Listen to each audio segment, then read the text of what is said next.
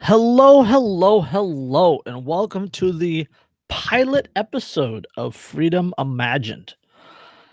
I am putting this together because I want to hear your guys' opinion on this, on the format, on the questions that I ask, on the things that I say. Um, I want to know if you guys are truly interested in this. I know when I did the Google Hangout a few weeks ago, I had a few people that really seemed interested and they messaged me about it. And I want to do something that is different than what is out there. Literally every anarchist podcast out there is about philosophy, and there's nothing wrong with that. It's the same sort of thing that we do on Anarchy Among Friends Roundtable Discussion, um, and on Vanu, and on Liberty Under Attack. Um, so yeah, I wanted to do something different. So this is the pilot episode of Freedom Imagined. This is where you get to put your imagination down. That's a stupid lead, and I'm sorry, you guys. Ignore that. So I'm gonna work on that. Um, so yeah, I guess I don't have anything else. I'm just gonna get into it. So from everything from this point forward will be the quote unquote podcast that I want your 2 cents on. So yeah. So, hello, welcome to Freedom Imagined. This is Jason Booth. Before we get started, let me remind you that we are covered under the BIPCOT no government license, which allows for the reuse and distribution of this podcast by anyone and everyone except for governments and the bludgies thereof. You can learn more about that at bipcot.org. That is BIPCOT.org. This podcast is also protected by Brandenburg v. Ohio 1969, which ruled that inflammatory speech or the governments cannot punish inflammatory speech unless that speech is, quote, directed to inciting or producing imminent lawlessness. So everything said on this podcast is hypothetical. So suck it up and eat that, bludgies. Now, this is where I would introduce my guest. Since I do not have a guest tonight, it is me. Um, so, who am I? What do I do? How did I come to anarchy? Well, as I said, I am Jason Booth. Um, if you guys are listening to this, you know who I am. But if you don't, well, I run several pages on Facebook, including Anarchy Among Friends, Made in Anarchy. I am the creator of A Wolf in a Sheeple's World. I'm also on badquaker.com, Liberty Under Attack, and the Vanu podcast, among several others. I also do Anarchy Among Friends Roundtable Discussion. The podcast, I am also a co host on the Vanu podcast, have done episodes of Liberty Under Attack, Seeds of Liberty, Abolitionist Abstractions with Jeremy Hengeller. Um, yeah. So, how did I come to my stance on anarchy? Well, you know the old saying about how the difference between a libertarian and an anarchist is 6 months? Well, for me, it was like 3 years. So I haven't been an anarchist a long time. Not since, well, I mean, like realistically, like I could sit down and say I'm an anarchist or I'm a philosophical anarchist. That didn't come around until 2016 ish. So before that, backing up, um, I was a dyed red, white, and blue Republican, conservative, more conservative than Republican. Um, I was one of those guys that was like God, guns, and country in that order, sort of thing. Um, I, I, I had some ties into the militia movement local here, and yeah. So about I was really angry. Um, I was really angry and depressed at that time. Yeah, so about 2010 ish. Um, I was drinking and sitting here and watching TV, and I was flipping channels, and the news was talking about something. I don't know. I for the life of me, I cannot remember what it was, but the news was talking about something, and it like I sat up and I went like, "That's not right. Like that's not how it should be." And I ended up flipping on the computer, which is like an old computer, like it still ran Windows 98. I still ran Windows 98 so that I could play Red Alert. Um, so yeah, I jump on the computer and I fired it up and I researched that topic. And I remember like for 3, 4, 5 hours, that's all I did was just read articles about that story, what was going on. The more I read into it, the angrier I got. And this is right after I got on Facebook. Um, and I don't know, something on made me look it up on Facebook, and it was like, I don't know, I don't remember the page either, but, like, there's some I in the space bar or the search terms, I looked up, like, militia or conservative or something like that, and there was, like, a bunch came up, and I ended up joining as a just liking, like, I don't know, probably 30 pages in the span of about an hour, all conservative and militia type, and I would post on them and comment on them, and you guys know, you guys see them every day. And, oh, I eventually got added to a 3 percenters page as an editor or an admin. I think that was the only option at the time. But anyway, I got added to a 3 percenter page, and I was posting and commenting and, like, I don't know, I got really tired of using somebody else's platform. So March 2012, I started, A Wolf in a Sheep's World. And I considered myself a constitutional conservative at the time. And this is right at the start of the Ron Paul movement of the revolution, the Levolution. Um, and through arguing with people on that page, um, they inspired me to start looking up libertarianism and start looking up some of these ideas. And from there, it didn't take long. It did not take long for me to go from a quote constitutional conservative to a libertarian. And then from art started arguing with anarchists. You know, come back to libertarianism. You got to vote for. I think at the time it was Ron Paul, and then before or after that it was what Kokesh. Yeah, I was one of those guys. I supported Kokesh. I even bought a hat in his book. I don't have either anymore, but I bought them. And then through arguing on that with anarchists, like anarchism, I became a anarcho-capitalist. And I was really about like the gold standard and all this stuff. Like I was so confused. I was so fucking confused. Um, and then right about this time, my good friend Sarah, like her and I had crossed paths in some libertarian groups and whatnot. But she was going through some stuff at the same time that I was. God, you guys, I was so angry, so depressed.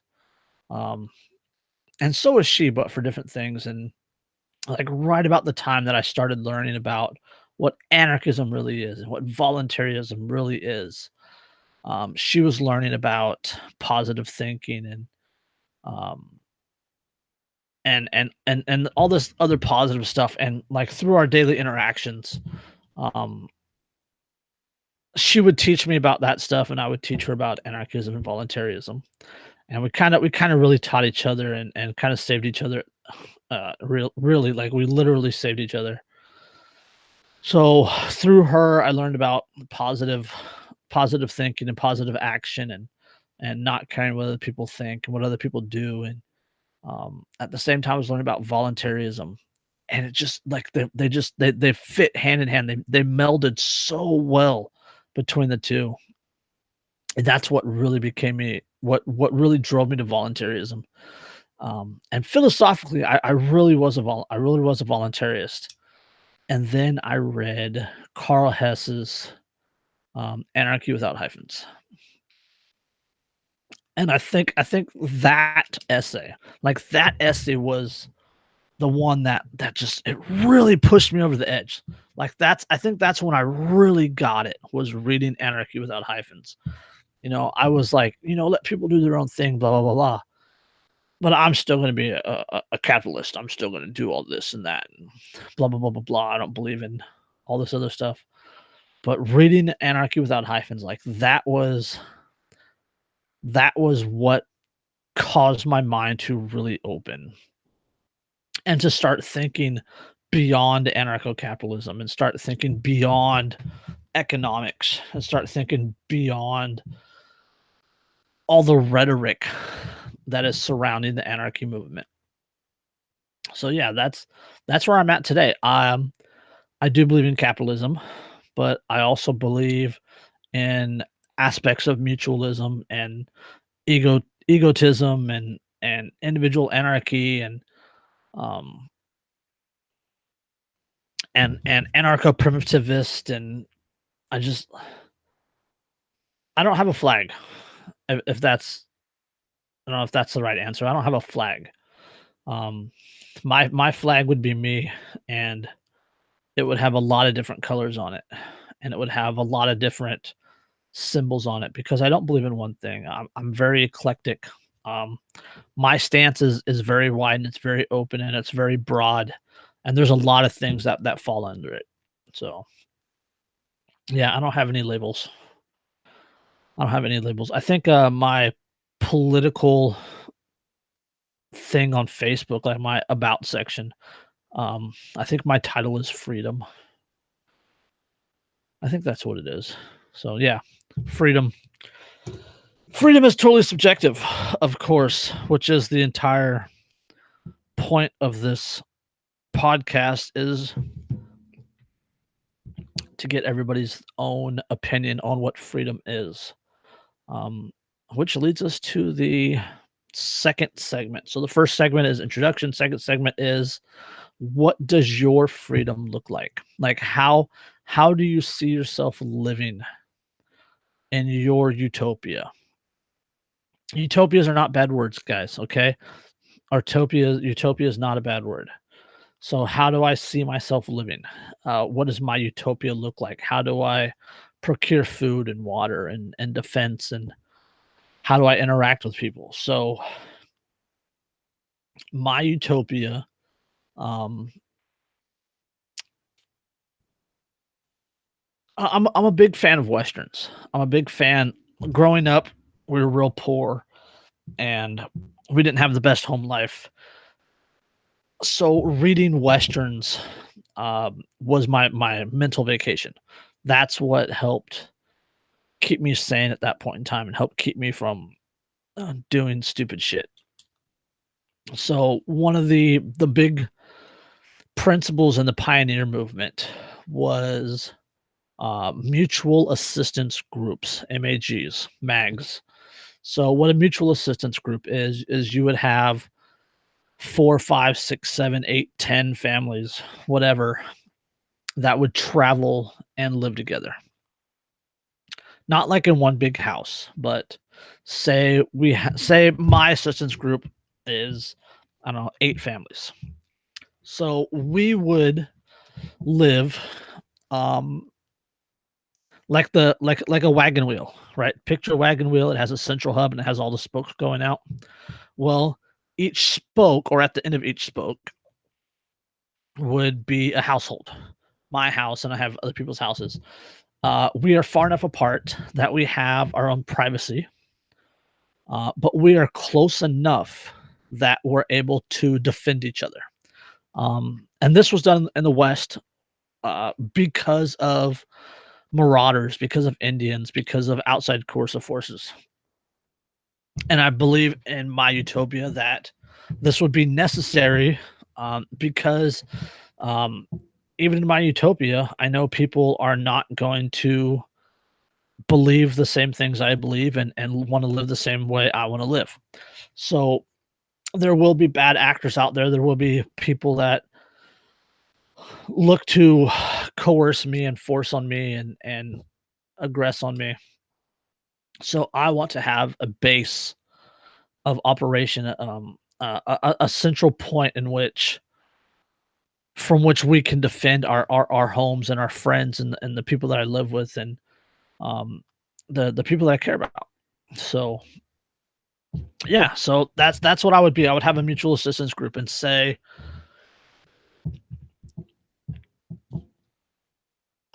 I don't see us living at all like we live now, right? Like how we live now, we live crammed so close together and we have to do everything. Like if we have to get our own food, we have to get our own water, we have to take care of all these things individually as ourself. And I believe that in my utopia that that wouldn't be necessary because again of the mutual assistance group. We can rely on each other. And this would not only increase the enjoyment that we have in life, but it would keep us from getting burned out, and it would keep us. It would just it would produce a happier life, and it would afford us time to do the things that we love outside of what we have to do. So, say mutual assistance group, we have our own little town, our own little community, and say I have cattle. I take care of cattle, and maybe I have some cows and some pigs or something like that. And maybe somebody else grows cannabis and hemp and tobacco. I cannot have a future without cannabis. So, and then somebody else is an herbalist and they can do healing herbs and medicines and salves and things like that. And they can use the hemp that my buddy grows, right? They can do CBD oil, and CBD oil be a carrier for their salves. Or tobacco. Tobacco is really good for like mosquito bites and stuff. So, and then I would say I'm sick or I need some CBD. Well, I can trade beef for it or pork for it or whatever else. Or I want some cannabis. I can trade my beef for it, you know. And then say we have somebody else that is a blacksmith and they can make knives and they can repair farming equipment. Awesome, and say um I I have horses. My horses need shoes, right? Well, then I could do that. I could have that person do it and pay them in beef or whatever else, and say we have somebody else that has a large flock of chickens and turkeys or something. And then somebody else that like is a gardener and they're really good at gardening, so they grow vegetables and maybe they have a large greenhouse in which they grow fruits, and they pay us to help them harvest or to help them plant. Um, and in return, like I give them some beef or whatever else. And say I have somebody else that's I don't know, a leather worker, right? Well, then they can use the skins off my cows or the skins off my pigs and make belts and rifle slings and reshoe boots and things like that. And say if somebody else is a teacher, say somebody else has a little mercantile, a little store, and they're like near a road. They're part of my group, but they're near a road. So they serve travelers and we give them things to sell in the store. So we have a little capital venture, but we're also very mutualist in that we help each other, and nobody's forced. Nobody's forced to help each other. If you don't want to help me, well, I don't have to give you any beef, right? Nobody has to give you anything. I don't have an issue with that. I don't have an issue with that with voluntary collectivism. Even though that this isn't really collectivism, it's closer to mutualism. So even capitalist mutualism, because I could be a dick and be like, well, my beef is more valuable than your cannabis, and I'm gonna charge you arm and a leg for beef. I could do that if I wanted to. That person may not want to trade with me anymore though. So it behooves me to be a friendly neighbor, to help them, to treat them fairly. So, and maybe somebody else in the group does construction, or they're an engineer, and we have like a big windmill in the center of town that has a well underneath it, or my stock ponds. Maybe they have windmills out there, so my cattle have water, or maybe somebody's cabin's roof leak, and they can go fix that, and they can be paid, and whatever else. So yeah, it's a little collectivist, but it's not forced collectivism. It's voluntary collectivism, mutualism. So yeah, I think that would be I think that would fit me just fine. It would allow me to do the things I want to do. It would allow me to ranch, and to help these animal to be around these animals, and to be out in nature, and all these things. But and also, like, it would assure me the mutual assistance of not having to do everything by myself, because there's really not enough hours in the day if you're going to be self-sufficient. Like, no man is an island, right? You've heard that term. There's not enough hours in a day to do everything that you want to do by yourself, that's why we have huge grocery stores, right? So that you don't have to grow your own food. You can just go buy it. It's a lot easier than having to produce it yourself. So I believe this little mutualism community, this little mutual assistance group, it fits me just fine. I love the idea. It would afford me the ability to do the things I like, do the things I enjoy, do the things I'm good at, but then also have the free time to do other things, to pursue other careers, to I don't know, cross train. Maybe I want to learn blacksmithing. So maybe I work my cows, 4 or 5 days a week, and then I go hang with the blacksmith and learn blacksmithing. Or I go over to the herbalist, and I learn about some herbs. Or maybe I help my buddy, dry some tobacco, and he pays me in tobacco, or in cannabis, or some CBD oil, or some hemp yarn, or whatever else. Um, I don't know. It's just I love the idea. I love the idea. That's my romantic idea. That's my utopia. So third segment would be, how do we get there from here?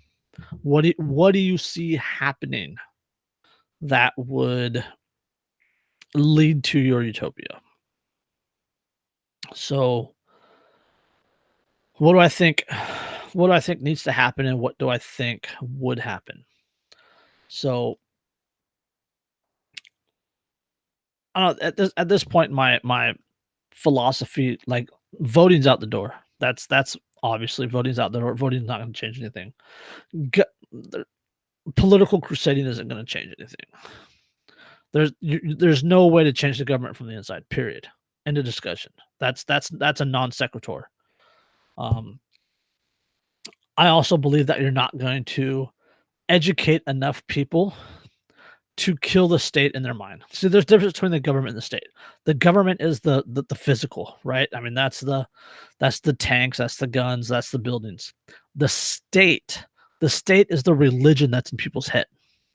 It's the belief in an outside coercive force. So you're never going to educate enough people that, or you're never going to have enough people um eliminate the state in their own mind. You're not gonna have enough people do that in order for the government to just disappear. It's not gonna happen, period. That's a non sequitur. So, I don't know, some people might say, "Oh, you just need the 3%, blah, blah, blah, blah." Well, again, that's what, like, what is that, like, 100,000 people? Like, come on. That's not gonna do anything. So, I don't think that there's any way that we can make the state go away. It's simply not gonna happen, not through education, not through any sort of collectivist spooks, not through jury nullification, or you're not going to outbreed them. You're not going to make the state go away. The only thing that you can do is to create alternatives. Alternatives to state. That's the you can build the second realm um, through agorism and black markets and gray markets. Um, and even then, that's not necessarily that's not going to end the state, right? I mean, that's how you can create a level of freedom now, but that's not going to end the state. That's not going to starve the government. The government doesn't care about being starved. The state doesn't care about being starved. They're 22 trillion national debt right now. Like what is it? Like 150 trillion unfunded debt. I mean, the government doesn't care about funding. Period. Like it doesn't care. Like Trump cut taxes and then raised spending. Like he gives no fucks. So yeah, well, agorism will help facilitate a level of freedom. It's a I would say it's a Vonuan strategy. Go listen to the Vonu podcast if you want to know about that term. Vonu, that's VONU podcast. Go listen to that, or go read Vonu. Search for personal freedom. That is more real than any sort of education or any sort of voting or anything like that. So, but what do I think will happen? I believe that there has to be some sort of combination of events. All right. Um, as I mentioned, the government debt, 22 trillion in funded debt, like 150 trillion unfunded debt. Um, the might of the government, the might of the state, the military, um, it has a lot of puppets. It has a lot of people dancing. You know, I mean, we have Iran and Russia, and North Korea and Venezuela, and we have all these issues in the Middle East and Afghanistan and Pakistan and Yemen and Saudi Arabia and Iran and Iraq and Syria and Africa and Central Africa. And it's just, I think at some point in time, somebody is going to get a hold of a nuke. And again, not all attacks are false flags. Yes, the government does false flags. We know that that's proven, but not all attacks are false flags. Some are actually carried out by people that believe the shit that's coming out of their mouth or believe the ideologies. So I think at some point in time, somebody's going to get a hold of a nuke. And I don't believe in a nuclear strike. I believe it's going to be a high altitude explosion, high altitude nuclear explosion creating an EMP. And I believe it'll be on the East Coast because it's more populated. And as we know, the majority of the people are on the East Coast, so it would really, really, really fuck people. So I think that's going to happen. I think that would be the start of it. And it's gonna fry the electronics. It's gonna fry the power grid for the entire East Coast. And you're gonna have 150 million people with their ass out in the wind. I mean, there's gonna be some prepared ones, of course, but you're gonna have 150 people with their ass out in the wind. And there's no fucking way that the government can save those people. Absolutely not. I mean, FEMA, I mean, it took them what, like 7 days to get water to the Superdome, right? I mean, who saved people? Who saved people during Maria and the floodings in the Southeast, right? Who saved people? The Cajun Navy, right? Well, those people can't save people if their motors are fried from the EMP.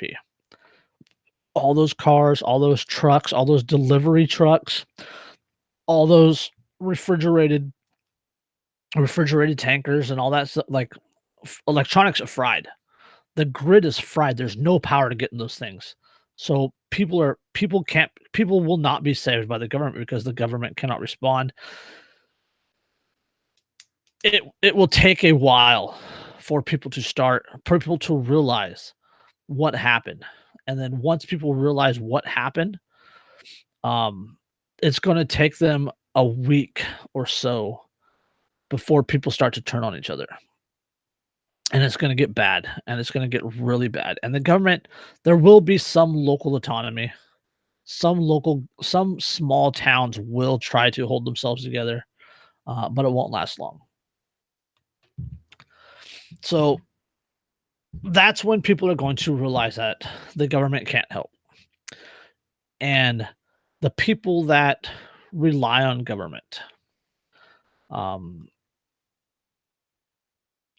I don't just mean the socialists. I don't just mean the disabled. I don't mean the politicians. I mean the people that truly rely on government, people that rely on the just in time delivery system, the people that rely on the stores always having food, that rely on the ATM always spitting out cash, the people that drive around on an eighth of a tank of gas all the time.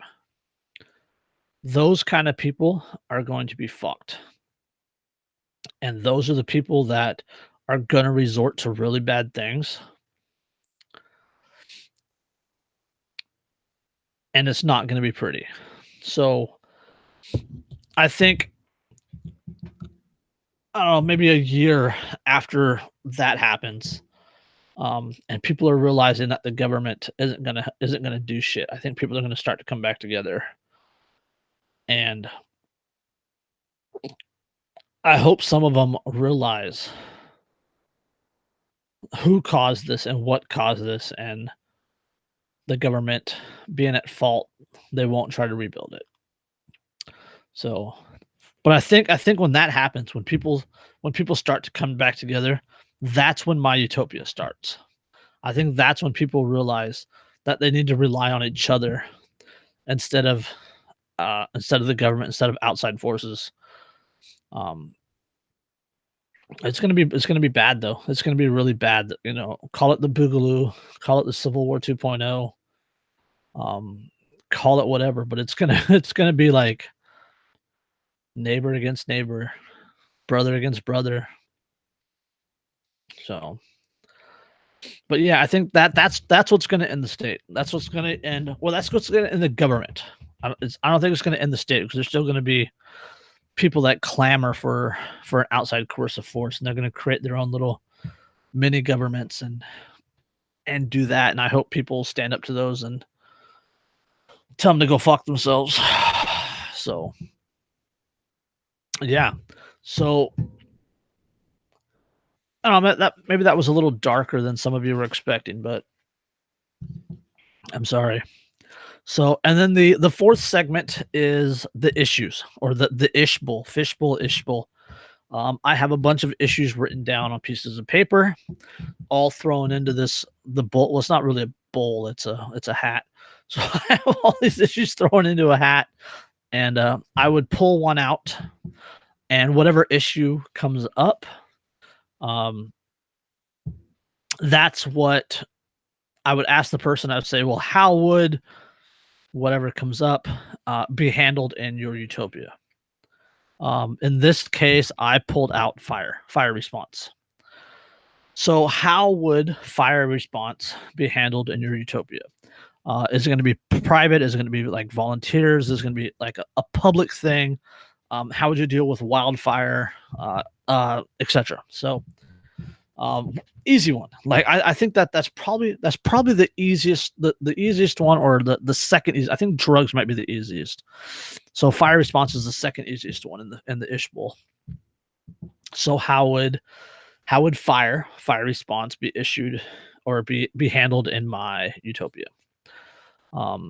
Volunteers, period. Like the mutual assistance group that I was talking about. I have a little bit of fire training.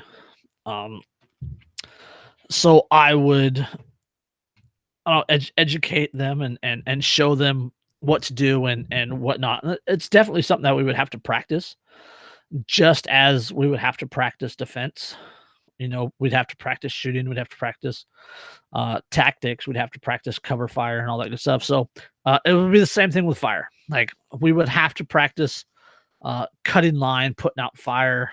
Um, if I was able to have some sort of fire truck running lines, um,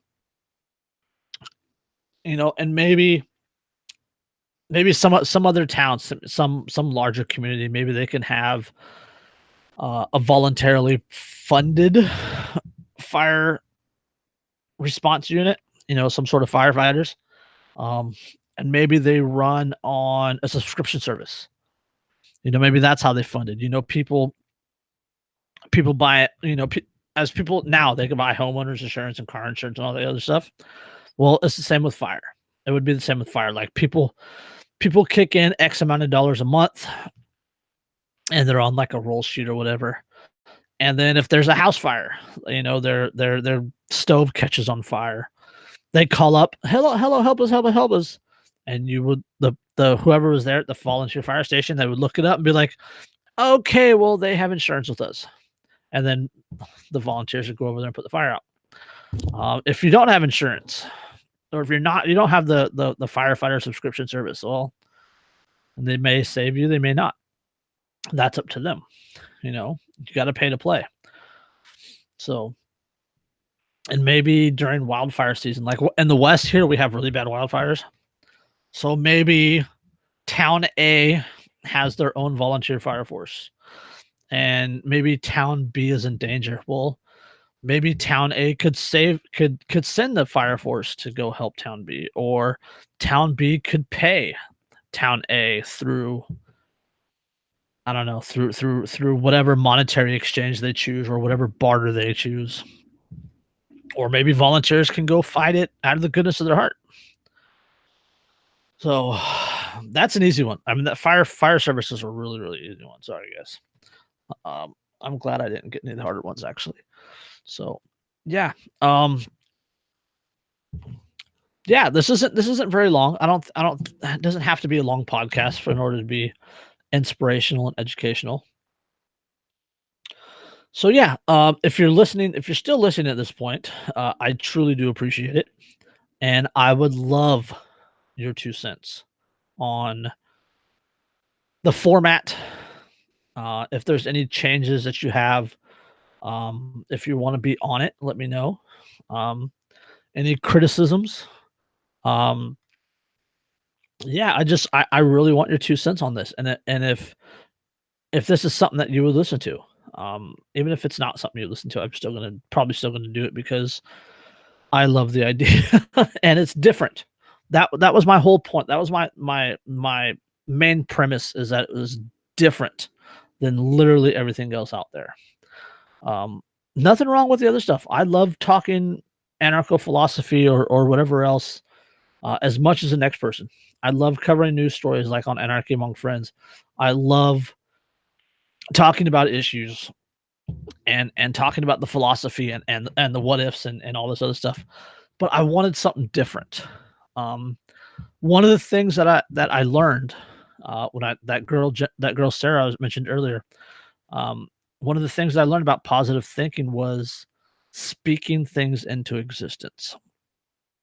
If you if you have positive thoughts, if you see the silver lining in things, if you can see the positive, and if you can be if you can see the positive and you be grateful, and you start to focus on the positive in situations, then you change your mindset. You change over into a more positive mindset because you're practiced to it. It becomes natural to see the positives. And that's what I do now, is I try to see the positives. So you literally speak your positives into existence.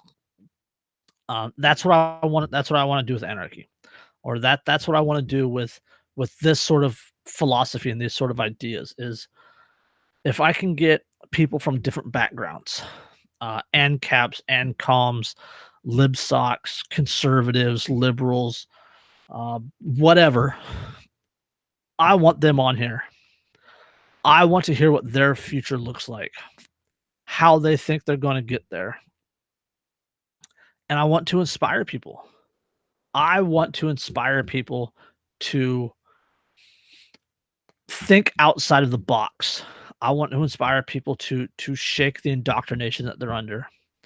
And maybe I'm hopeful I'm proven wrong. You know, I mentioned earlier about get enough people. I fucking hope I'm wrong. I hope we can educate enough people. I don't think it'll happen, but I'm willing to fucking try. So, on that note, again, thank you for listening. Give me your criticisms, your comments. If you want to be on, let me know. You can reach me at the Anarchy Among Friends Roundtable Facebook page. You can catch me on my personal Facebook page, facebook.com/JASBOOTHE. That is also the same on Telegram, Twitter, and Instagram. So, on that note, once again, thank you. And hopefully, you hear from me in the future. Peace.